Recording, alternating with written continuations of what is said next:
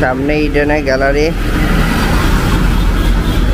এটা নেতাজি সুভাষচন্দ্র বোস স্ট্যাচু।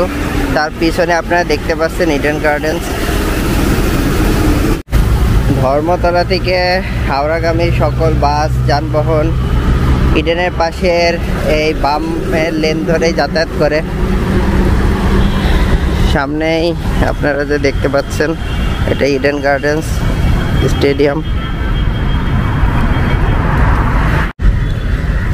একটা বিষয় ভালো লাগছে আগরতলাতেও এমনকি কলকাতাও এখানকার ট্রাফিক ব্যবস্থা ভালো, আর সাথে রাস্তাঘাট পরিষ্কার পরিচ্ছন্ন অনেকটাই।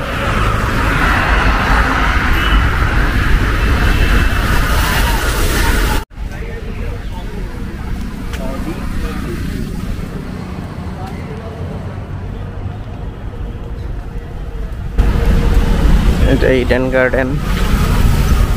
ইডেন গার্ডেনের সামনের একটা অংশ cricket association of Bengal.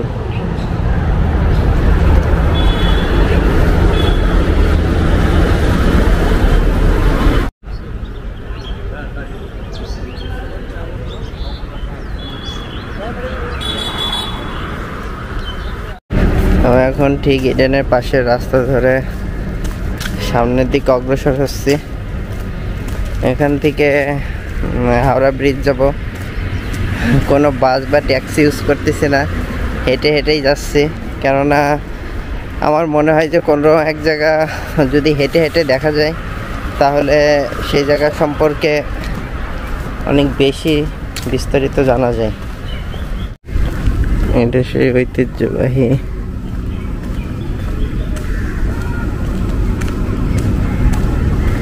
Football club, Kolkata football club. ইডেনের ঠিক অপোজিট সাইডে অবস্থিত। এই পাশের এরিয়া ইডেন গার্ডেন্সের। এটা বঙ্কিমচন্দ্র চট্টোপাধ্যায়ের মনুমেন্ট। এই চত্বর থেকে সোজা যে রাস্তাটা এই বরাবর চলে গেছে সেটা হাওড়ার দিকে। আর এই বাসগুলো যেদিক থেকে আসতেছে, এই বাসটা যেদিক থেকে আসলো, আমার এদিক থেকে আসলাম, এটা ইডেন গার্ডেন্স। আর এই বরাবর চলে গেছে প্রিন্স জোসেফ ঘাট। এদিকে আমি যাচ্ছি কারণ এই রোডটাতে যাওয়ার সময় আপনারা ফোর্ট উইলিয়াম, তারপরে ভিক্টোরিয়া প্যালেস এই দুইটা দেখতে পাবেন, আবার বিদ্যাসাগর সেতু। আমার কাছে ইডেনের ঠিক পার্শ্ববর্তী এই রাস্তাটা অতটা পরিষ্কার পরিচ্ছন্ন মনে হয় নাই।